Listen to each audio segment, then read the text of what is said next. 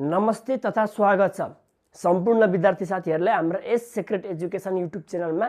हामी तपाईहरुलाई आज यस पाठमा बीबीएस सेकेन्ड इयरमा रहेको मैक्रो इकोनोमिक्स सब्जेक्ट अन्तर्गतको युनिट 3 ल्याएको छौं र युनिट 3 मा हामीले यसमा क्लासिकल थ्योरी अफ इम्प्लोइमेन्ट भन्ने च्याप्टर छ है।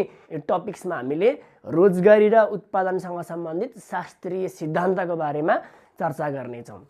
रोजगारी र उत्पादनको शास्त्रीय सिद्धान्त अर्थशास्त्रीहरू एडम स्मिथ, जेएस मिल, डेभिड रिकार्डो, अल्फ्रेड मार्शल र एसी पिगु लगायतका अर्थशास्त्रीहरूले उत्पादन गरेका हुन् र यी अर्थशास्त्रीहरूलाई हाम्रो शास्त्रीय अर्थशास्त्री पनि भनिन्छ है।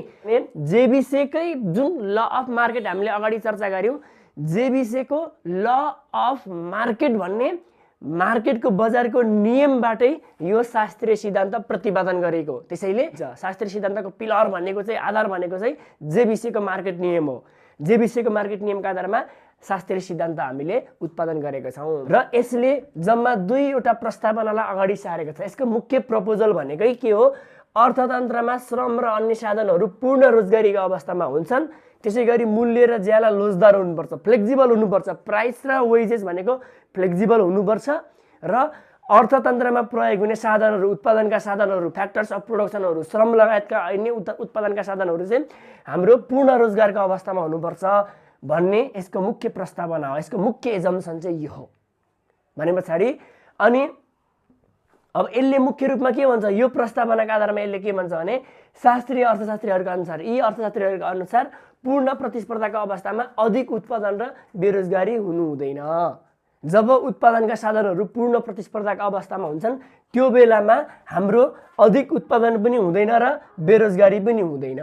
उत्पादन र रोजगारको शास्त्रीय सिद्धान्त भनेको चाहिँ के हो भनेर भन्दाखेरि चाहिँ हामी टक्क पोइन्टमा के लेख्ने भने पछाडि हाम्रो उत्पादन र रोजगारीको शास्त्रीय सिद्धान्त भनेको अर्थतन्त्रमा श्रम र अन्य साधनहरू पूर्ण रोजगारीको अवस्थामा हुन्छन्, त्यसैगरी अर्थतन्त्रमा मूल्य र ज्याला लोजदार हुन्छ भन्ने मान्यतामा आधारित सिद्धान्त नै उत्पादन र रोजगारको शास्त्रीय सिद्धान्त हो भनिदिने। अथवा अर्थतन्त्रमा अधिक उत्पादन र बेरोजगारी हुँदैन यदि अर्थतन्त्रमा वर्तमान समयमा हाम्रो बेरोजगारी भए पनि दीर्घकालीन अवस्थामा यो बेरोजगारी समस्या आफै समाधान भएर पूर्ण रोजगारीको अवस्थामा आउँछ भन्ने मान्यतामा आधारित सिद्धान्त नै हाम्रो शास्त्रीय अर्थशास्त्रको सिद्धान्त हो। यसको मुख्य अर्को थ्योरी भनेको अर्थतन्त्रमा जहिले पनि पूर्ण रोजगारीको अवस्था हुन्छ, श्रमिकहरू, उत्पादनका साधनहरू पूर्ण रोजगारीको अवस्थामा हुन्छन्। कुनै कथम कदाचित कुनै बाधा अर्जन आएर अल्पकालमा अहिले वर्तमान अवस्थामा यदि उत्पादनका साधनहरू बेरोजगारी अवस्थामा भए पनि यो आफै समायोजन हुँदै, यो आफै समाधान हुँदै दीर्घकालमा जसरी भए पनि पूर्ण रोजगारीको अवस्थामा हुन्छन् भन्ने सिद्धान्त नै उत्पादन र रोजगारीको शास्त्रीय सिद्धान्त हो। अब यसको मुख्य पोइन्ट भनेको उत्पादन अधिक उत्पादन हुँदैन भनेको माग र उत्पादनका अधिक उत्पादन हुँदैन भनौँ भनेको माग र पूर्ति बराबरी हुन्छ र रोजगारीको सम्बन्धमा जहिले पनि अल्पकालमा बेरोजगारी हुँदैन अथवा पूर्ण रोजगारीको अवस्थामा रहन्छ उत्पादनको साधनहरू भन्ने हो। अब ध्यान दिनुहोस्, यहाँ शास्त्रीय अर्थशास्त्रीहरूको अनुसार हाम्रो पूर्ण प्रतिस्पर्धाको अवस्थामा अधिक उत्पादन र बेरोजगारी हुँदैन यदि, अनि यसमा थपिदिनुहोस्, वर्तमान समयमा अर्थतन्त्रमा बेरोजगारी समस्या देखिए पनि भविष्य दीर्घकालमा यो आफै यो पूर्ण रोजगारीको अवस्थामा परिवर्तन हुन्छ र अर्थतन्त्रमा पूर्ण रोजगारी रहन्छ। त्यसैगरी अर्थतन्त्रमा हाम्रो अधिक उत्पादन पनि हुँदैन र अर्थतन्त्रमा अधिक उत्पादन र बेरोजगारी नहुनको लागि सरकारी हस्तक्षेप हुनु हुँदैन, अपूर्ण प्रतिस्पर्धा हुनु हुँदैन, त्यहाँ पूर्ण प्रतिस्पर्धा हुनुपर्छ। श्रमहरूको साधनहरू बिचमा, उत्पादनका साधनहरू बिचमा पूर्ण प्रतिस्पर्धा हुनुपर्छ र श्रम सङ्गठनको अस्तित्व हुनु हुँदैन। ठिक छ नि? हाम्रो अधिक उत्पादन र बेरोजगारी नहुनको लागि सरकारी हस्तक्षेप हुनु हुँदैन, अपूर्ण प्रतिस्पर्धा हुँदैन र श्रम सङ्गठनको अस्तित्व हुनु हुँदैन। यति कुरा मिलाएर लेख्नु भयो भने तपाईको एकदम एकुरेट यसले भन्न खोजेको पोइन्ट सबै आउँछ। ठिक छ? टक्क मिलाएर लेख्दाखेरि शास्त्रीय अर्थशास्त्रीहरू यो यिनीहरूले यो उत्पादन र रोजगारको शास्त्रीय सिद्धान्तको विकास गरेका हुन् र उत्पादन र रोजगारको शास्त्रीय सिद्धान्त एसी मिलको बजार नियममा आधारित छ। यसले अगाडि सारेका मुख्य प्रस्तावनाहरू भनेको अर्थतन्त्रमा श्रम र अन्य साधनहरू पूर्ण रोजगारीको अवस्थामा हुनु र मूल्य र ज्यालामा लोजदार हुन्छन् भन्ने हो, यति भनिदिने। अनि त्यस पछाडि शास्त्रीय अर्थशास्त्रीहरूको अनुसार पूर्ण प्रतिस्पर्धाको अवस्थामा अधिक उत्पादन र बेरोजगारीको समस्या हुँदैन। अनि यसमा थपिदिनुहोस्, यदि वर्तमान समयमा बेरोजगारीको अवस्था रहे तापनि यो आफै समायोजन हुँदै दीर्घकालमा पूर्ण रोजगारीको अवस्थामा रहन्छ। यसरी अर्थतन्त्र थप्दै जानुहोस् है तपाईँ, नत्र भिडियो पज गर्दै नोट बनाउँदै जानुहोस् है। यसरी अर्थतन्त्र पूर्ण रोजगारीको अवस्थामा रहन र अधिक उत्पादन नहुनका लागि अर्थतन्त्रमा सरकारी हस्तक्षेप हुनु हुँदैन, अपूर्ण प्रतिस्पर्धाको अवस्था हुनु हुँदैन र श्रम सङ्गठनको अस्तित्व हुनु हुँदैन। यो तीनटा कुराको अस्तित्व हुनु हुँदैन। ठिक छ, ल यति कुरा भनिदिने, यसको निचोड आइहाल्यो। अगाडि मैले भनेका जति भने त्यसलाई मैले बुझाउन भनेको, अहिले मैले यहाँदेखि फेरि पुनः जति भने त्यति टक्क लेखिदिने इक्जाममा लेख्दाखेरि 10 मार्क आउँदाखेरि। अनि यति भइसके पछाडि अब तपाईँले के लेख्ने भने पछाडि यसको मान्यताहरू, यो के एजम्सनमा के मान्यतामा आधारित कसरी बनेको छ यसको मान्यता लेख्ने। योभन्दा मुनि चाहिँ मान्यता लेख्ने। ल यति लेखे पछाडि मान्यता लेख्ने। यति लेखे पछाडि अब हामी यसको मान्यताहरू लेख्छौँ। मान्यताहरू एजम्सनहरू है। यसको एजम्सनहरू के हुन्छ भन्दाखेरि हरेक व्यक्ति विवेकशील र आफ्नै उद्देश्यबाट प्रेरित हुन्छन्। व्यक्तिहरू रेसनल हुनुपर्छ, विवेकशील हुनुपर्छ र आफ्नो उद्देश्यबाट प्रेरित हुनुपर्छ। कुनै स्वार्थ भावमा लागेको हुँदैन, आफ्नो उद्देश्यबाट प्रेरित हुनु पर्यो व्यक्तिहरू है।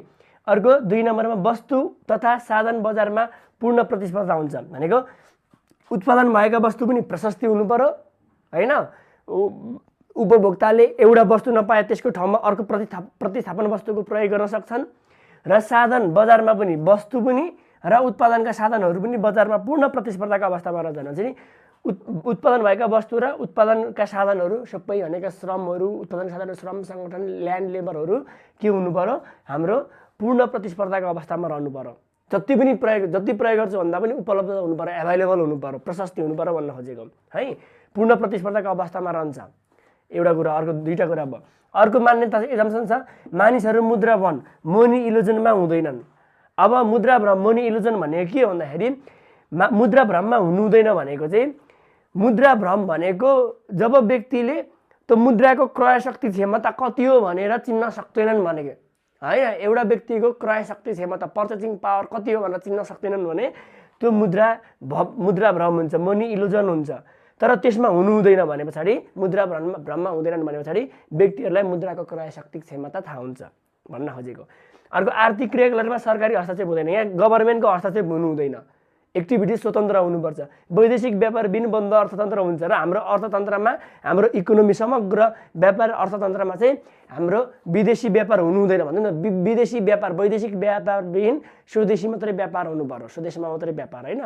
वैदेशिक व्यापारको उपस्थिति हुनु भएन, त्यहाँ बन्द अर्थतन्त्र हुनुपर्छ। अर्थतन्त्र पूर्ण रोजगारीको अवस्थामा रहन्छ भने चाहिँ अर्थतन्त्रमा रोजगारीको अवस्था पूर्ण रहन्छ भनेको छ है।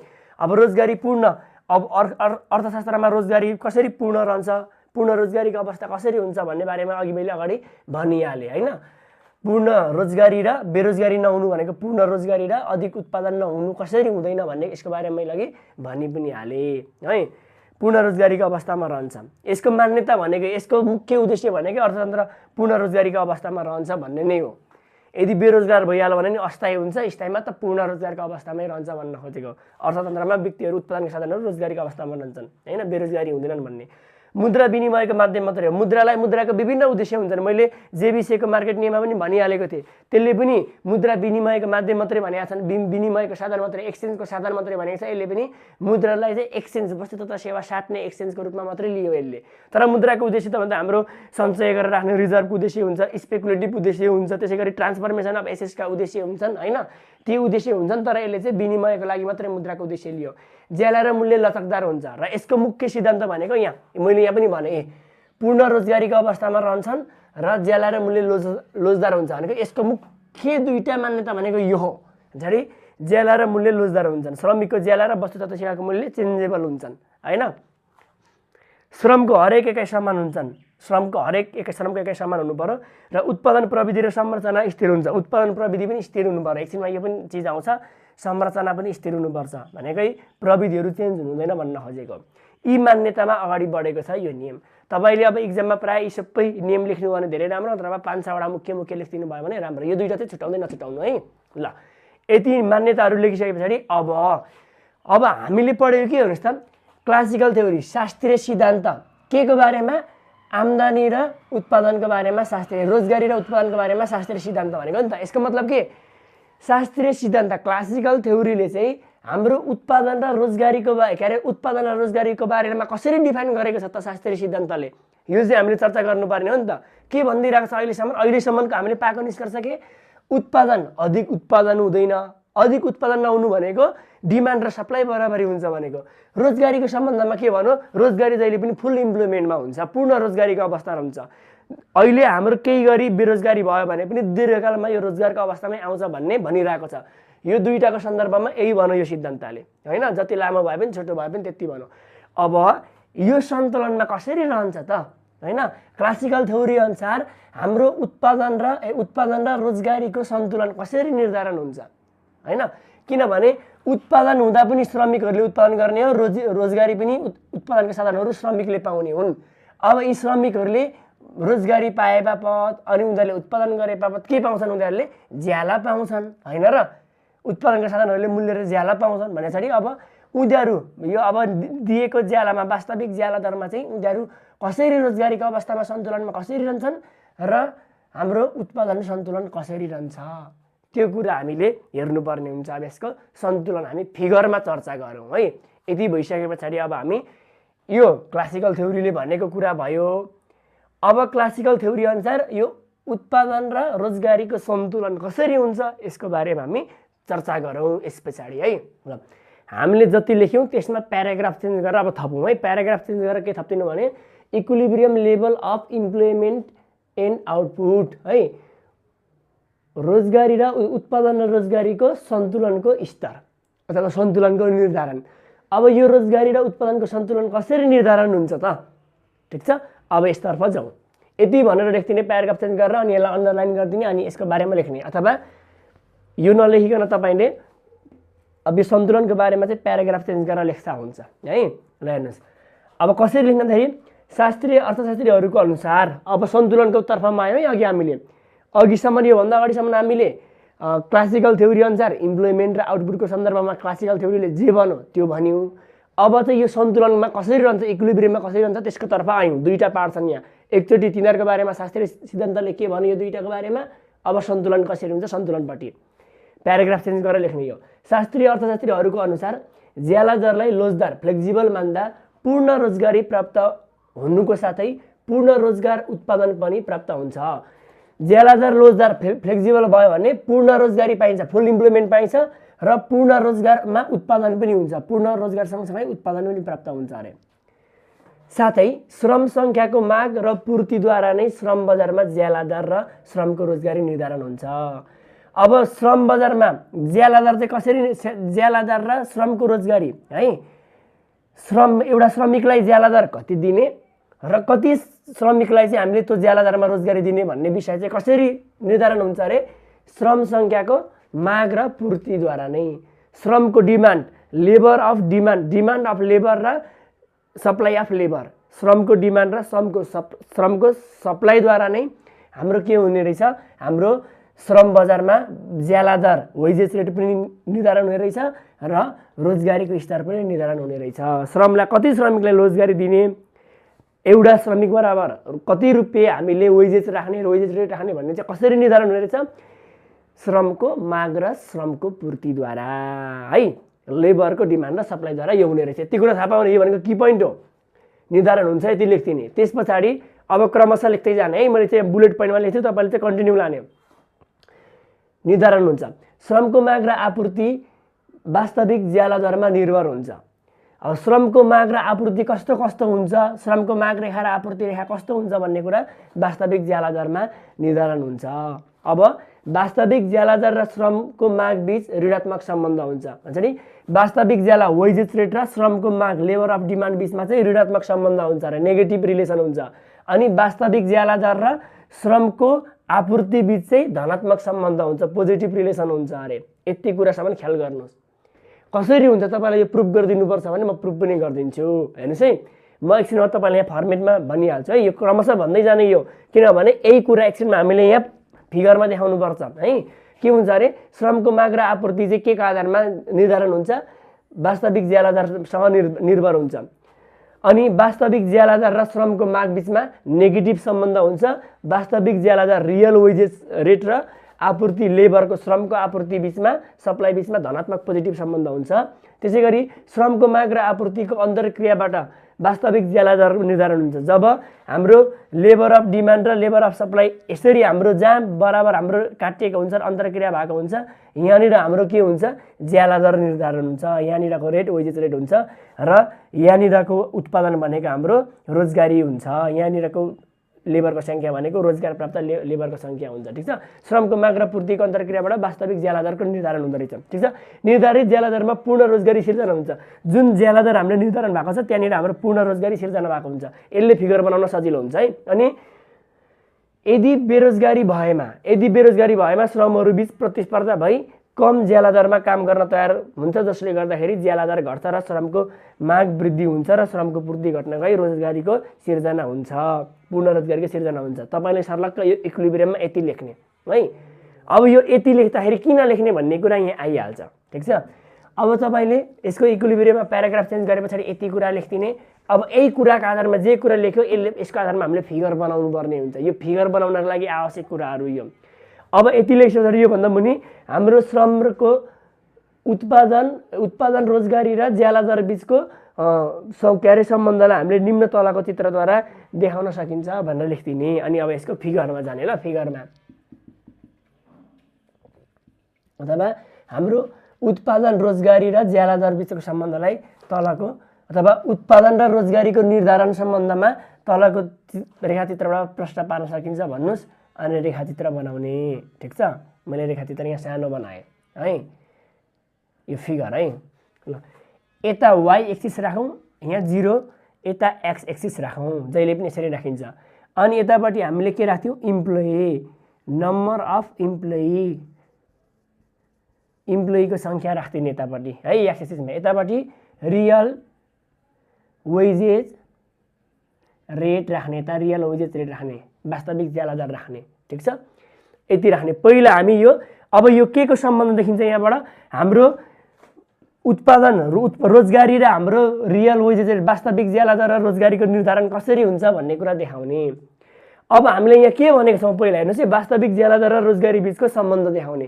कति ज्याला दरमा कति रोजगारी निर्धारण हुन्छ भन्ने कुरा हामी यहाँ देखाउने है।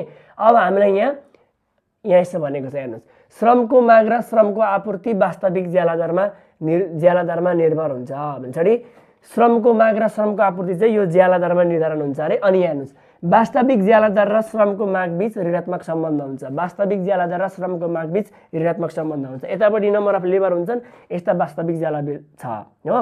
अब यो 0बाट उँभो बढ्दै जाने हो, यता पनि यहाँबाट यता बढ्दै जाने हो। है वास्तविक ज्याला दर र श्रम बिचमा चाहिँ श्रमको माग बिचमा चाहिँ हाम्रो के हुन्छ? हाम्रो ऋणात्मक सम्बन्ध हुनेछ। यो लाइन यस्तो आउँछ, डिमान्ड अफ लेबर हो। यो ऋणात्मक सम्बन्ध भएकोले यो अपोजिट आयो। किनभने जस्तै अब यो हेर्नुहोस् त, यहाँ यति धेरै यो लेबर माथि धेरै हुँदाखेरि यसको सङ्ख्या कम छ। अनि अलि तल हुँदाखेरि यो बढ्दै गयो, अलि तल हुँदाखेरि बढ्दै गयो। यसरी थाहा पाउनुपर्छ। पोजिटिभ भनेको यस्तो हो, रेखा लाइन हुन्छ, नेगेटिभ रेखा भनेको यस्तो हुन्छ। बुझ्नुभयो नि? यहाँ कसरी नेगेटिभ छ भन्ने थाहा पाउनु जान्न चाहनुहुन्छ भने जस्तै मानिदिउँ 5, 10, 15, 20 यसरी मैले मानेको मात्रै है। 5, 10, 15 यसरी बढ्दै जाने हो नि त, होइन र? हो। अब हेर्नुहोस्, यो 20 हुँदाखेरि यहाँ कति छ? यो सिधै यहाँ ठोकियो, यी 5 भन्दा कम आयो। यो 15 यता हुँदाखेरि यो यसरी आयो। 10 हुँदा यी बढ्दै गयो, फेरि 5 हुँदाखेरि यता बढ्दै गयो भने चाहिँ यो घट्दै आउँदा यो श्रम सङ्ख्या number of labour number of employee बढ्दै जाने रहेछ। अनि रोजगारी र रियल वेजेस रेट बिचमा हाम्रो यो नेगेटिभ सम्बन्ध देखायो। यो रेखाले यसरी देखाउँछ ल। यो चाहिँ अहिले हामीले यसरी नगर्दिने। यसको रेखा डिमान्ड अफ लेबरको फरक रेखा यस्तो हुन्छ। अब अर्को हामीलाई के भनौँ? वास्तविक ज्याला दर र श्रमको आपूर्ति बीच धनात्मक सम्बन्ध हुन्छ। अब यो चाहिँ धनात्मक सम्बन्ध हुन्छ अरे, वास्तविक ज्याला र श्रमको आपूर्ति बीच धनात्मक सम्बन्ध यतापट्टि जान्छ, यो यता आयो, ठिक छ। Demand of labour, supply of labour, यता सम्बन्ध हुन्छ। यो कसरी धनात्मक भयो भन्दाखेरि जस्तै हेर्नु, यो 5 हुँदाखेरि यहाँ पनि 5 थियो, अब 10 बढ्दै जाँदाखेरि यो 10 मा पुग्यो, 15 बढ्दै जाँदा 15 मा, 20 बढ्दै जाँदा यहाँ आइपुग्यो 20 मा पुग्छ। यसरी यो वेजेस रेट बढ्दै जाँदाखेरि यो पनि बढ्दै बढ्दै आएको छ, यो रेखा यता बढ्दै बढ्दै गएको छ, ठिक छ।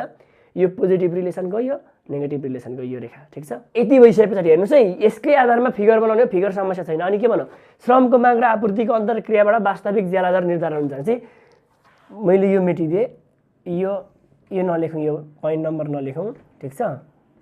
यो नम्बर नलेखौँ ल, तपाईँले मजाले अलि ठुलो बनाउनुहोस् है फिगर। जहाँनिर अब वेजेस रेट यता राखेको छ, अब वेजेस रेट कति हुन्छ त भन्दाखेरि जहाँनिर हाम्रो यो दुईवटा रेखा काटेको छ, श्रमको माग र श्रमको आपूर्ति, यो सिधा हाम्रो के हुन्छ, रियल वेजेस रेट आउँछ। अब रियल वेजेस रेट भनेको कसरी, यसको रियल वेजेस रेट भनेको W डिभाइडेड बाई P हो, W by P। W by P भने के हो, अब तपाईँले लेख्नुहुन्छ भने W इक्वल टु, तपाईँले साइडमा लेख्नुहोस् अथवा मुनिबाट कतै, W equal to money wages हो, मनी वेजेस, र P is equal to price level हो, मूल्य स्तर हो। W डिभाइड बाई P गर्दाखेरि हाम्रो वेजेस, रियल वेजेस रेट आउँछ है। यो मनी वेजेस, यो प्राइस लेभल, मनी वेजेसलाई प्राइस लेभलले डिभाइड गर्दाखेरि हाम्रो रियल वेजेस रेट आउँछ, ठिक छ। ल अब अनि हाम्रो के भनौँ, निर्धारित ज्याला दरमा पूर्ण रोजगारी सिर्जना हुन्छ र हाम्रो माग र आपूर्ति, श्रमको माग र श्रमको पूर्ति जहाँनिर काटेर सन्तुलन प्राप्त गर्यो त्यहाँ हाम्रो रियल वेजेस रेट प्राप्त भयो। यहाँ जतिसुकै होस्, 5, 10, 15 जतिसुकै होस्, र यो जति हाम्रो रियल वेजेस हाम्रो प्राप्त भएको छ, यो सिधा यहाँनिरको नम्बर अफ इम्प्लोइ चाहिँ हाम्रो पूर्ण रोजगारीको अवस्था रहन्छ। यसलाई हामीले यान दिन्छौँ। यो real wages W by P, यो नम्बर अफ रोजगारी प्राप्त, पूर्ण रोजगारी भनेको यान, यति छ, ठिक छ।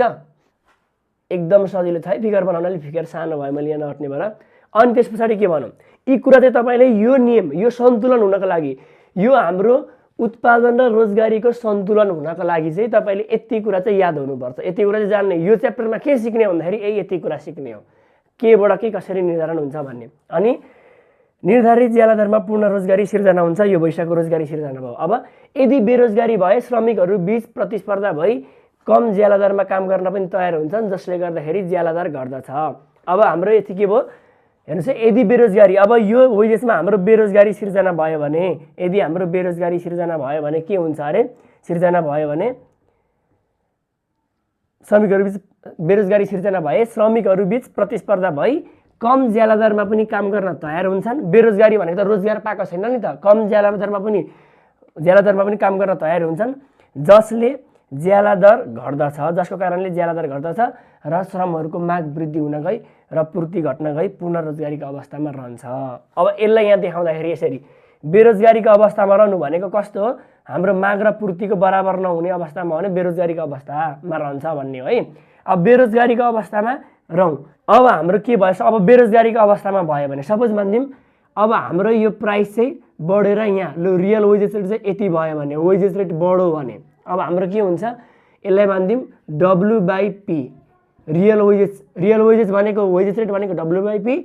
अब यति थियो हाम्रो सन्तुलनको अवस्थामा, यति थियो, अब यो बढेर वेजेस रेट बढेर यति भयो भने W बाई P 1 भयो भने है, वेजेस रेट बढेर 1 मा पुग्यो भने हाम्रो के हुन्छ हेर्नुहोस् त, हाम्रो यो भनेको डिमान्ड कर्भ हो नि, श्रमको माग घटेर, किनभने वेजेस धेरै भयो भने त अब हेर्नुहोस् एउटा कुरा नोटमा लेख्नुहोस्, नोट श्रमको माग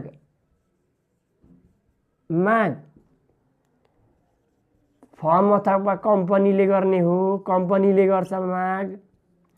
अनि यसको आपूर्ति, श्रमको आपूर्ति भनेको चाहिँ पूर्ति चाहिँ कसले गर्छ, श्रम बजारले गर्छ, श्रम बजारमा श्रम हुन्छन्, त्यहाँ आपूर्ति हुन्छ, माग गर्ने भनेको फर्महरूले हो, अर्थतन्त्रले गर्ने हो भन्छ नि।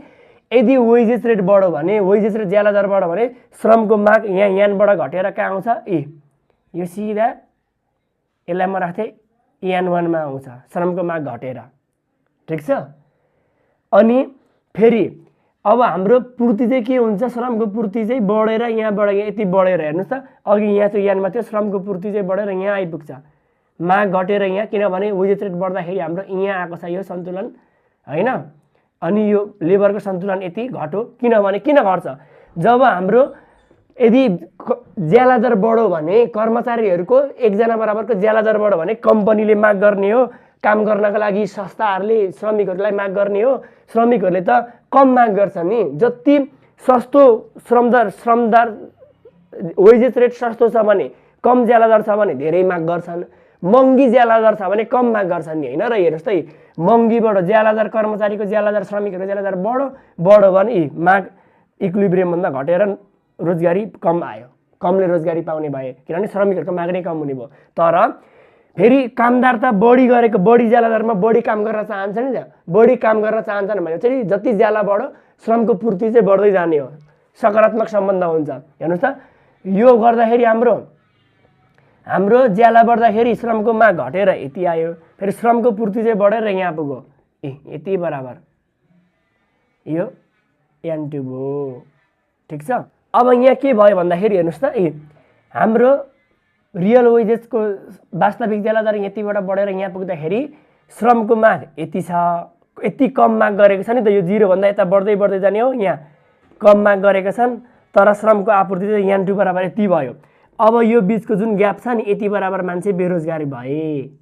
ठिक छ, बेरोजगारी भए, बढी श्रम दरमा मान्छे बेरोजगारी हुने भयो। अब बेरोजगारी भइसके पछाडि के हुन्छन्? अब बेरोजगारी भइसके पछाडि यिनीहरू बिच, श्रमिकहरू बिच प्रतिस्पर्धा हुन्छ होइन। मैले बेरोजगारी नै बस्नु भन्दाखेरि त कम ज्याला दरमा भए पनि म काम गर्न चाहन्छु नि भनेर उनीहरू बिच प्रतिस्पर्धा हुन्छ। प्रतिस्पर्धा भएर उनीहरू कम ज्याला दरमा पनि काम गर्न चाहन्छन् र फेरि पुनः वेजेस रेट घट्छ। वेजेस रेट घटेर यहीँ आउँछ र यही सन्तुलनको बिन्दु प्राप्त हुन्छ। सन्तुलनको बिन्दु प्राप्त हुँदाखेरि यहाँ डिमान्ड पनि यति नै छ, सप्लाई पनि बराबरी छ, अनि फेरि यान स्तर बराबरको पूर्ण रोजगारी पाउँछ। यो पूर्ण रोजगारी हो। यदि अब यो श्रमिकहरूको लेबर बढ्यो भने पनि के हुँदो रहेछ? बेरोजगारी हुँदो रहेछ। र बेरोजगारी भइसके पछाडि हाम्रो के हुँदो रहेछ? अनि फेरि पूर्ण ज्याला दर घटेर रोजगारीको अवस्थामा आउँदो रहेछ। फेरि अब श्रमको ज्याला दर घटेर W/P को 2 राख्दिउँ, यसलाई 2 यसलाई 1 राख्दा नि हुन्छ। घटेर आयो भने यहाँ घटेर सपोज भनिदिउँ यहाँ आयो भने अब हाम्रो के हुन्छ? यो सिधा हेर्नुहोस् यहाँ, ल श्रमको माग यति बराबरी हुन्छ होइन। सरी, श्रमको पूर्ति रेखा यो त सप्लाई रेखा, अनि पूर्ति रेखा यति हुन्छ। अनि फेरि यसको माग चाहिँ बढेर यहाँसम्म पुग्छ। हाम्रो माग चाहिँ बढेर यहाँ आइपुग्छ भनेपछि अब हाम्रो के भयो? यदि हाम्रो ज्याला दर घट्यो भने, ज्याला दर घट्दाखेरि श्रमिकको पूर्ति पनि घट्छ नि, किनभने कम ज्याला दरमा त श्रमिकहरूले पनि काम गर्न चाहँदैनन् नि त नि होइन। त्यही भएर श्रमको पूर्ति, सप्लाई अफ लेबर घट्छ। अब कम ज्याला दरमा मार्केटमा हाम्रो पाउँदैनन् क्या, काम गर्ने मान्छे नै पाउँदैनन्। सस्तोमा कसले काम गर्छ र होइन। त्यहाँबाट श्रमको आपूर्ति घटेर यहाँ आइपुग्छ। हेर्नुहोस्, यहाँ सन्तुलनको बिन्दु यहाँ बराबर श्रमको आपूर्ति थियो, अब घटेर यहाँ आइपुग्यो भन्दाखेरि N1 बराबर श्रमको पूर्ति भयो। तर कम ज्याला दरमा त फेरि सङ्गठनले अब धेरै मान्छे माग्छ नि त होइन। सस्तोमा त धेरै सबै आएर काम गर्दै पनि हुन्छ भन्छन्। श्रमको माग चाहिँ बढेर यहाँ N2 बराबर छ, यहाँसम्म बराबर श्रमको माग बढेको छ। अनि फेरि यो दुईटा बिचमा के भयो? यति बिचको ग्याप, यो N1 र N2 को बिचमा के भयो? हाम्रो माग बढी भयो, श्रमिकको माग डिमान्ड बढी भयो, अनि श्रमिकको सप्लाई कम भयो।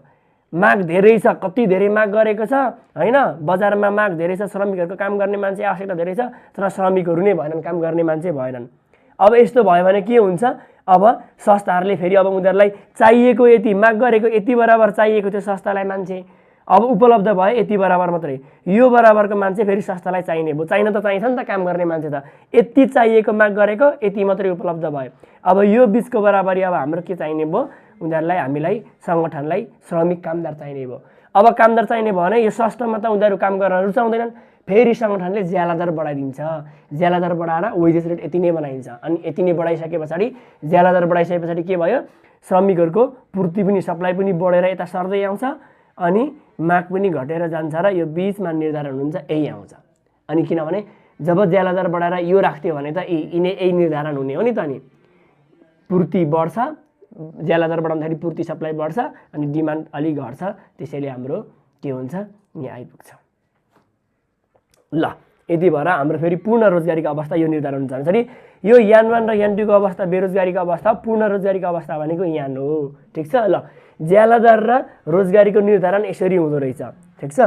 अब यति भइसके पछाडि हामीले त यहाँ उत्पादनको त कुरा गरेकै छैन, उत्पादनको कुरा गरेकै छैन। ज्याला दर र हाम्रो इम्प्लोइमेन्ट र रोजगारीको मात्रै इम्प्लोइमेन्ट रोजगारी र ज्यालादारको मात्रै कुरा गऱ्यौँ। उत्पादनकोसँग पनि कसरी सम्बन्ध हुन्छ त्यो पनि हामीले हेर्नु पर्यो नि त हैन। यो उत्पादनसँग सम्बन्ध देखाउनको लागि हामीले यहीँबाट अर्को फिगर मुनि तान्ने। ल मैले यहाँ ताने, यता पनि एक्स एक्सिस, यतापट्टि पनि इम्प्लोइमेन्ट नै देखाउँछ, रोजगारीको देखाउँछ, यतापट्टि आउटपुट देखाउँछ। अब यसले चाहिँ ज्यालादार र रोजगारीको सम्बन्ध देखायो। अब यसले चाहिँ हाम्रो यो निर्धारित ज्यालादारमा, यो निर्धारित जुन ज्यालादार आएको छ यो ज्यालादारमा चाहिँ हाम्रो उत्पादन र रोजगारीको सन्तुलन देखाउँछ। यो 0 यता y एक्सिस, ठीक छ। यो सन्तुलित ज्यालादारमा यति पूर्ण रोजगारी हुँदाखेरि यहाँ पनि पूर्ण रोजगारी, यान बराबरी नै पूर्ण रोजगारी हुन्छ हो, यान बराबर नै पूर्ण रोजगारी हुन्छ।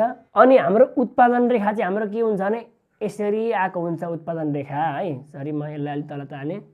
यो उत्पादन रेखा चाहिँ हाम्रो यसरी प्राप्त भएको हुन्छ, ठीक छ। यसरी प्राप्त भएको हुन्छ। यसलाई भन्छ उत्पादन रेखा y टोटल उत्पादन y = फंक्सन अफ यान, रोजगारीमा आधारित हुन्छ।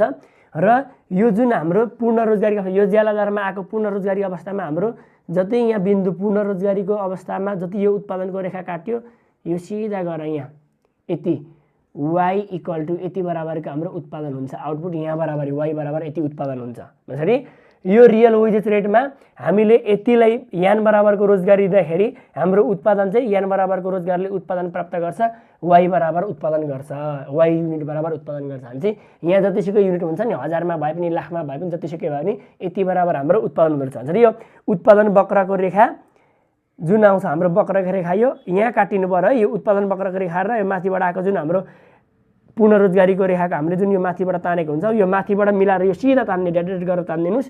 यो रेखा एकअर्कामा काटेको हुनु पर्यो। यो कर भएको रेखा र माथिबाट झरेको रेखा जहाँ काटिन्छ त्यो सिधा हाम्रो के हुन्छ, यो सिधा चाहिँ यसरी निर्धारण हुने। ल यहाँनिर निर्धारण हुने हो उत्पादन वक्र, ठिक छ। ल यसरी हाम्रो यहाँनिर उत्पादन प्राप्त हुन्छ। ल यति भयो। अब यसलाई व्याख्या कसरी गर्ने त भन्दाखेरि व्याख्या गर्ने अघि मैले जे भने मैले व्याख्या गर्ने कुरा सबै भनि पनि सकेँ, तपाईँलाई त्यस्तो छैन होला। ल अनि भनिदिने माथिको रेखाचित्रमा हो, रेखाचित्र यसलाई ए दिने यसलाई बी दिने अथवा नदिँदा पनि भइहाल्यो। माथिको रेखाचित्रमा माथिल्लो रेखाचित्रले वास्तविक ज्यालादार र उत्पादन बीचको सन्तुलन देखाएको छ, ठिक छ। जसमा हाम्रो माग रेखा यो डिएल रेखाले माग रेखा र एसएल रेखाले श्रमको पूर्ति रेखालाई जनाएको छ भनिदिने। अनि दुईटा रेखा एकअर्कामा यी बिन्दुमा काटेर यी बिन्दुमा सन्तुलन बिन्दुमा ज्यालादार W/P रियल वास्तविक ज्यालादार निर्धारण भएको छ। वास्तविक ज्यालादारमा यान एकाइ बराबर पूर्ण रोजगारी अर्थतन्त्रमा प्राप्त भएको छ यति भनिदिने। यदि हाम्रो वास्तविक ज्यालादार बढेर W/P बाट हाम्रो W/P1 पुर्याउने हो भने हाम्रो के हुन्छ, ज्यालादार बढ्दाखेरि हाम्रो संगठनले अब संस्थाहरूले कम श्रमिकको माग गर्ने भएर हुँदाखेरि हाम्रो मागको श्रमिकको माग घट्छ, यान 1 बराबर हुन्छ। तर श्रमिकको पूर्ति श्रम बजारमा चाहिँ बढी ज्यालादारमा काम गर्ने इच्छुक श्रमिकहरूको सङ्ख्या बढेर हाम्रो श्रमको आपूर्ति बढेर हाम्रो कति आउँछ, यान 2 बराबर आइपुगेको छ। र यान 2 मा आइपुग्दाखेरि हाम्रो के भएको छ यहाँ चाहिँ यान 1 यान 2 बराबर। अब यसलाई हाम्रो यान आयो, यसलाई एबी पनि भनिदिउँ न हैन। एबी यान 1 यान 2 एबी यान 1 यान 2 बराबरी बेरोजगारी सिर्जना भएको छ। यो बेरोजगारी सिर्जना भइसके पछाडि किनभने हाम्रो यहाँ सप्लाई बढी भयो डिमान्ड कम भयो भने चाहिँ बेरोजगारी भयो हैन र। डिमान्डमा कम छन् मान्छे, डिमान्ड कम थिए, माग कम गरेको थियो श्रमिकहरूलाई, तर श्रमिकहरू काम गर्ने इच्छुक धेरै छ श्रमिकहरू चाहिँ उनीहरू यति बराबर बेरोजगारी भए। बेरोजगारी हुँदाखेरि श्रमिकहरू कम ज्यालादारमा पनि काम गर्न इच्छुक हुन्छन् र उनीहरू श्रमिकहरू बीच होटाबाजी बढेर प्रतिस्पर्धा बढेर कम ज्यालादारमा काम गर्न इच्छुक हुन्छन् र पूर्ण ज्यालादार W/P नै रहन्छ, जसमा हाम्रो पूर्ण रोजगारीको अवस्था यान प्राप्त हुन्छ। यदि हाम्रो ज्यालादार घटेर W/P2 भयो भने हाम्रो के हुन्छ, कम ज्यालादारमा श्रमको माग घट्छ, कम ज्यालादारमा श्रमको आपूर्ति घट्छ, सप्लाई घट्छ। किनभने कम ज्यालादारमा काम गर्ने मान्छे इच्छुक कम हुन्छन्, तर कम ज्यालादारमा श्रमको डिमान्ड चाहिँ फेरि हाई भएको हुन्छ भने किनभने सम्पूर्ण संस्थाहरूले चाहिँ सस्तो ज्यालादारमा काम गर्न लाएर इच्छुक हुन्छन् र श्रमको माग बढेको हुन्छ। श्रमको माग हाई हुन्छ तर श्रमको आपूर्ति कम हुन्छ। यस अवस्थामा हाम्रो के हुन्छ, हाम्रो श्रमलाई अधिक श्रम सङ्ख्या आवश्यक परेको हुन्छ हैन। यसलाई एफ दिउँ, यो पोइन्टलाई जी दिउँ।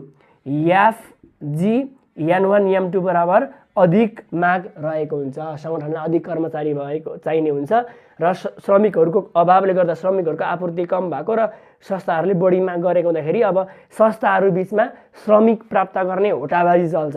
कसले बढी श्रमिक ल्याउने, कसले राम्रो श्रमिक ल्याउने भनेर होटाबाजी चल्छ। यो होटाबाजी कारणले गर्दाखेरि उनीहरूलाई आफ्नो संस्थामा राम्रो श्रमिक तान्नको लागि उनीहरूले फेरि पुनः ज्याला दर बढाइन्छन्। ज्याला दर बढाएर WYP नै पाउँछन् र बढेको ज्याला दरमा पुनः फेरि रोजगारीको स्तर यान नै प्राप्त हुन्छ भनिदिने सक्यो।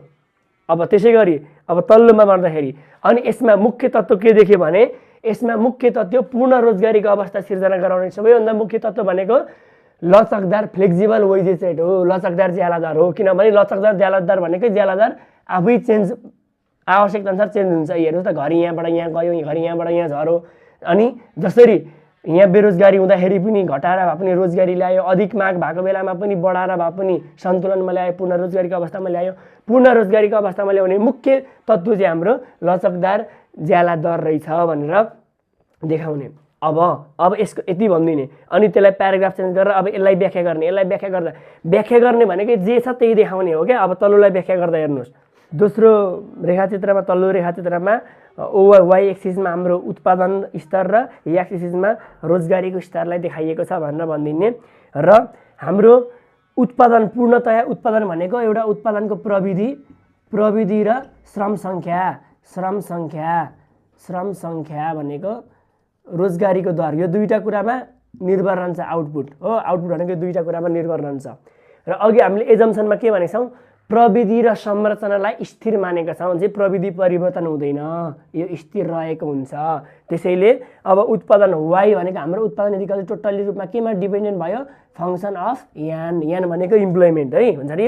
अब प्रविधि स्थिर रहने भएकोले हाम्रो उत्पादन पूर्ण रूपमा रोजगार प्राप्त श्रमसँग सम्बन्धित हुने भयो। ठिक छ, यो उत्पादन हाम्रो रोजगारसँग सम्बन्धित हुन्छ, त्यही भएर Y equal to function of N भनेको है। अब यो लेख्दाखेरि चाहिँ के भनिदिने, के अरे उत्पादन प्रविधि स्थिर हुने भएकोले उत्पादन हाम्रो पूर्णतया श्रमको रोजगार सङ्ख्यामा आधारित हुन्छ। त्यसै गरी शास्त्रीय अर्थशास्त्रीका अनुसार उत्पादनमा घट्दो प्रतिफलको नियम लागू हुने भएकाले होइन, diminishing return of law of diminishing return लागू हुने भएकाले घट्दो प्रतिफलको नियम उत्पादनमा चाहिँ घट्दो प्रतिफलको नियम भनेको त्यसलाई law of diminishing return of scale भनेर भन्छ। घट्दो प्रतिफलको नियम लागू हुने भएकोले यो उत्पादन रेखा हाम्रो क्रमशः यो स्लोप आकार यसरी घट्दै गरेको हुन्छ। बढेको त बढेको हुन्छ तर घट्दो दरमा बढेको हुन्छ, यसरी हाम्रो ढल्केको हुन्छ। यो उँभो बढिरहेको छ, यो चाहिँ सिधै बढ्यो तर यो चाहिँ के भयो, बढिरहेको छ तर घट्दै बढिरहेको छ, घट्दो दरमा बढिरहेको छ। यसको मतलब चाहिँ के, हाम्रो उत्पादनमा घट्दो प्रतिफलको नियम लागू हुने भएकोले भनेको जति श्रम सङ्ख्या बढाउँदै गयो उत्पादन अलिक कम घट्दै कम हुँदै जान्छ। है, एकजना बराबर श्रमिकले जति उत्पादन इफोर्ट लगाएर उत्पादन गर्छ नि, 10 जनाले गर्दाखेरि यसको 10 गुणा ज्यादा गर्दैनन् भन्न खोजेको क्या। उत्पादन बढाउँदै जाँदाखेरि पर व्यक्ति उत्पादनको दर पनि घट्दै जान्छ भन्न खोजेको। घट्दो प्रतिफलको नियम लागू हुने भएकोले यो रेखा हाम्रो घट्दो दरमा बढेको छ। र हाम्रो यो ओ यान बराबरको उत्पादन स्तरसँग हाम्रो उत्पादनको रेखा हाम्रो एकअर्कामा हाम्रो काटिएर के हुन्छ, वाइ बराबर ओ वाइ बराबर हाम्रो उत्पादनको स्तर निर्धारण भएको छ भनेर भनिदिने। ठिक छ। र अर्थतन्त्रको पूर्ण रोजगारीको स्तर भनेको यो, अर्थतन्त्रको पूर्ण रोजगारीको स्तर भनेको ओदेखि 0देखि यानसम्म, 0देखि यानसम्मको पूर्ण रोजगारीको स्तरमा हाम्रो यो रेखा एकअर्कामा बिन्दु माथिबाट हाम्रो पूर्ण रोजगारीको स्तरमा यो जहाँ काटेको छ यो सिधा पूर्ण रोजगारीको बिन्दुमा हाम्रो ओ वाइ बराबरको उत्पादन प्राप्त भएको छ भनिदिने सक्यो। अनि यसको पनि सक्यो। अब हामीले यसको हाम्रो शीर्षक के थियो, classical theory of employment output. अब डिफाइन द क्लासिकल अझ explain the classical theory of employment in output पनि भनिदिन सक्छ होइन। क्रिटिकल्ली डिफाइन भन्यो भने यसको हामीले क्रिटिसिजम पनि लेख्नुपर्छ, यसको क्रिटिसिजम पनि छ है। हाम्रो यो उत्पादन र रोजगारीको शास्त्रीय सिद्धान्तको पनि क्रिटिसिजम, यसको आलोचना छ, यसको पनि केही कमी कमजोरी छन्। यसले हाम्रो यसको नियम पूर्ण रूपमा लागू हुन नसकेर यसको पनि विभिन्न कमी कमजोरीलाई औल्याउँदै जेएम किन्सले यो शास्त्रीय सिद्धान्तलाई आलोचना गरेको छ। र विशेष गरी हाम्रो जुन हाम्रो अब औद्योगिक एकचोटि हाम्रो आर्थिक मन्दी सन् 1930 को दशकमा हाम्रो आर्थिक मन्दी देखा पर्यो, त्यतिखेर पूर्णतया यो सिद्धान्त फेल खाएर त्यसको विषयमा यो जेएम किन्सले आलोचना गरेका हुन् र यसको आलोचना यहाँ विभिन्न विषयमा गरेका छन्। 1 नम्बरमा छ अन्डर इम्प्लोइमेन्ट इक्विलिब्रियम, अल्प रोजगारमै सन्तुलन प्राप्त हुन्छ भनेको छ है। जब हामीलाई चाहिँ शास्त्रीय अर्थशास्त्रीले भनेको थियो, हामीले अहिले पढ्यौँ पूर्ण रोजगारको अवस्थामा सन्तुलन प्राप्त हुन्छ भनेको थियौँ, तर जेएम किन्सले भनेको छन् पूर्ण रोजगारको अवस्था कहिले पनि रहँदैन, जहिले पनि सन्तुलनभन्दा एक स्टेप अगाडि नै है। भनेको सन्तुलन चाहिँ पूर्ण रोजगार प्राप्त गर्नुभन्दा एक स्टेप अगाडि नै सन्तुलन प्राप्त गरेको हुन्छ। पुँजीवादी व्यवस्थामा जहिले पनि यो पूर्ण रोजगारभन्दा एक स्टेप अगाडि नै सन्तुलन प्राप्त हुन्छ भनेको छन्। भन्छ पूर्ण रोजगारी रहँदैन अर्थतन्त्रमा, अल्प रोजगारी रहन्छ भन्छन् उसले है। अर्को supply creates its own demand भनेको थियो शास्त्रीय सिद्धान्तले। भन्छ पूर्तिले आफ्नो माग आफै सिर्जना गर्छ भन्ने जुन शास्त्रीय सिद्धान्तको मान्य थियो, यसलाई पनि उसले आलोचना गरेका छन्।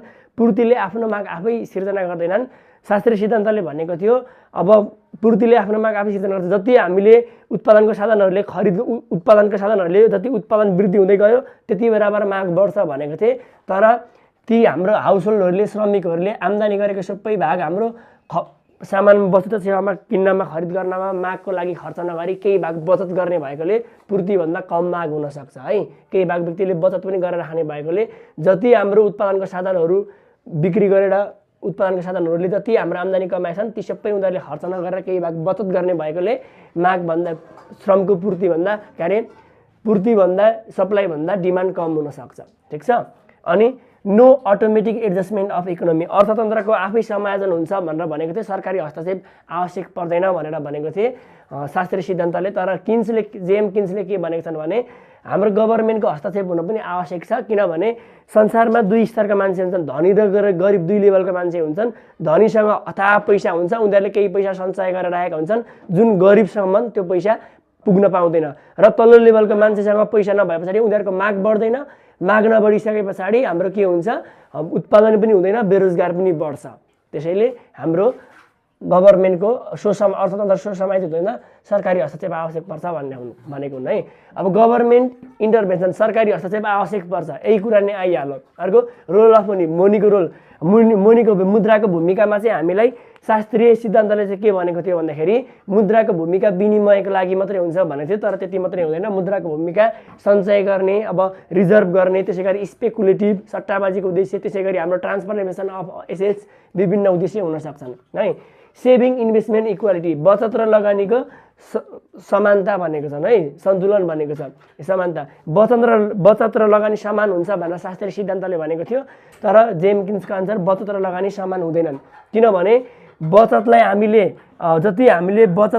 अब शास्त्रीय सिद्धान्तले बचतमा हामीले जति बचत गरेछौँ त्यसमा ब्याज थपेर लगानी बराबर हुन्छ भनेर भनेको थियो, तर वास्तवमा यो हुँदैन। किनभने लगानीलाई प्रभाव पार्ने तत्त्व भनेको पुँजीको सीमान्त क्षमता है, पुँजीको सीमान्त क्षमता, मार्जिनल इफिसियन्सी अफ क्यापिटलको कारणले गर्दाखेरि लगानीलाई त्यसले निर्धारण गर्छ, बचतसँग कुनै सम्बन्ध हुँदैन भनेको छ उसले है। अनि अर्को लङ रन एनालाइसिस, अब अल्पकालमा के भनेको छ भने दीर्घकालीन विश्लेषण हो यसको नेपालीमा। दीर्घकालीन विश्लेषण सम्बन्धमा के भनेको छ भने शास्त्रीय सिद्धान्तले चाहिँ दीर्घकालमा अहिले अल्पकालमा बेरोजगार भए पनि दीर्घकालमा पूर्ण रोजगारको अवस्था रहन्छ भनेर भनेको थियो, तर उसले जेएम किन्सले के भनेका छन् भने दीर्घकालमा हामी दिवंगत भइसकेको हुन्छ, तब हाम्रो मृत्यु भइसकेको हुन्छले भनेकोले दीर्घकाल अस्तित्वमा हुँदैन भनेर भनेको छन् है। दीर्घकालमा हामी अस्तित्वमै हुँदैनौँ, के हुन्छ भन्ने थाहा हुँदैन भन्ने कुरा भनेका छन् उसले। अर्को नट अ जेनेरल थ्योरी, यो आम सिद्धान्त होइन भनेको छन्, किनभने यसले पूर्ण रोजगारीको अवस्थाको बारेमा मात्रै व्याख्या गरेको छ होइन, पूर्ण रोजगारीको अवस्थामा मात्रै व्याख्या गरेको छ नि त शास्त्रीय सिद्धान्तले। त्यसैले यो आम सिद्धान्त होइन, किनभने यसले पूर्ण रोजगारीको अवस्था मात्रै व्याख्या गरेको छ, तर अल्प रोजगारी, बेरोजगारी होइन, लुकेको बेरोजगारी यसको बारेमा चाहिँ यसले कुनै पनि धारणा दिएको छैन, त्यसैले यो आम सिद्धान्त होइन। अर्को एजम्सन अफ पर्फेक्ट कम्पिटिसन, पूर्ण प्रतिस्पर्धाको मान्यता है, पूर्ण प्रतिस्पर्धाको अवस्था रहनुपर्छ भनेको छ, तर वास्तविक जगतमा कहिले पनि पूर्ण प्रतिस्पर्धाको अवस्था हुँदैन भनेर जेएम किन्सले विभिन्न शीर्षकमा आलोचना गरेका छन् है। अब तपाईँलाई यहाँ क्वेसन आउँदाखेरि चाहिँ अब यसलाई कसरी क्वेसन आउँछ, यो लेख्ने चाहिँ सोल्युसन लेख्ने कसरी क्वेसन आउँछ तपाईँलाई ठ्याक्कै एउटा पनि यही नै हुन्छ भन्ने पनि हुँदैन होइन। अब यसलाई जस्तै इक्जाममा लेख्दाखेरि त कस्तो कस्तो क्वेसन भनेर आउनसक्छ, यसलाई यो क्लासिकल थ्योरीको बारेमा लेख्नुपर्ने हाम्रो क्वेसनका मैले केही तपाईँलाई उदाहरण दिएको छु ल। 1 नम्बरमा भन्न सक्छ explain the classical theory of employment and output होइन, उत्पादन र रोजगारीको क्लासिकल शास्त्रीय सिद्धान्त अनुसार उत्पादन र रोजगारीको उत्पादन र रोजगारीको शास्त्रीय सिद्धान्तको व्याख्या गर्नुहोस् भनेर आउन सक्छ। ठिक छ, यो अहिले हामीले जति लेख्यौँ त्यो गर्ने। यति मात्रै भनौँ भने यसको क्रिटिसिजम नलेख्ने ल, क्रिटिसिजम लेख्नु पर्दैन, क्रिटिसिजम बाहेक अरू लेख्ने है। अनि फेरि यहाँ क्रिटिकल्ली एक्सप्लेन भनेर भनौँ भने चाहिँ त्यसको क्रिटिसिजम पनि लेख्ने। ठिक छ, अनि यही क्वेसनलाई अर्को तरिकाले भनिदिन सक्छ, how are the equilibrium level of employment and output determination according to classical theory भन्छ कि शास्त्रीय सिद्धान्त अनुसार हाम्रो उत्पादन र रोजगारीको सन्तुलन कसरी निर्धारण हुन्छ भनेर आउन सक्छ। ठिक छ, how are the equilibrium level of employment and output determination according to classical theory यो भनिदिन सक्छ। अथवा अर्को यसलाई कसरी भनिदिन सक्छ भने explain the labour market equation. Labour equilibrium भन्ने बित्तिकै हाम्रो यो के रहेछ भन्ने बुझ्नुहोस्, हाम्रो classical theory. Explain the labour market equilibrium in relation to full employment. पूर्ण रोजगारी प्राप्त गर्न लेबर मार्केटको इक्विलिब्रियमको बारेमा व्याख्या गर्नुहोस् भन्न खोजेको है। पूर्ण रोजगारीको सम्बन्धमा श्रम बजारको सन्तुलनको व्याख्या गर्नुहोस् भन्न खोजेको। ठिक छ, अब लेबर मार्केट इक्विलिब्रियम भन्ने बित्तिकै डिएल र डिएस भन्न खोजेको क्या। जब डिएल र डिएस आउँछ यो यहाँ वेजेस रेट आइहाल्छ, यहाँ नम्बर इक्विलिब्रियम इम्प्लोइमेन्ट आइहाल्छ, अनि यसरी देखाउनु मुनिबाट आउटपुट हुन्छ, यसरी देखाउनु भनेको ल। यसरी क्वेसन आउँछ, तपाईँले एकदम ध्यान दिनु होला। हाम्रो यो तेस्रो युनिट पनि आजबाट सकिएको छ है, युनिट 3 पनि सिद्धिएको छ। हाम्रो 1, 2, 3 तीनटा च्याप्टर हामीले इकोनोमिक्सको सकिसक्यौँ। पूर्ण सबै भिडियोहरू हाम्रो प्लेलिस्टमा जानुहोस्, BBS second year macro economics भन्ने हाम्रो प्लेलिस्ट छ। फाइनान्स र एकाउन्टको पनि भिडियोहरू प्लेलिस्टमा गएर हेर्नु होला। हाम्रो भिडियो कस्तो लाग्छ हजुरहरूलाई हामी हेरेर प्रतिक्रिया दिनु होला। र हाम्रो सम्पूर्ण च्याप्टरको हाम्रो भिडियो आउँदै जानेछन्, तपाईँलाई हाम्रो च्यानल पनि सब्सक्राइब गरिदिनु होला, साथीहरूमा सेयर पनि गरिदिनु होला भन्दै म यस पार्टबाट बिदा हुन चाहन्छु।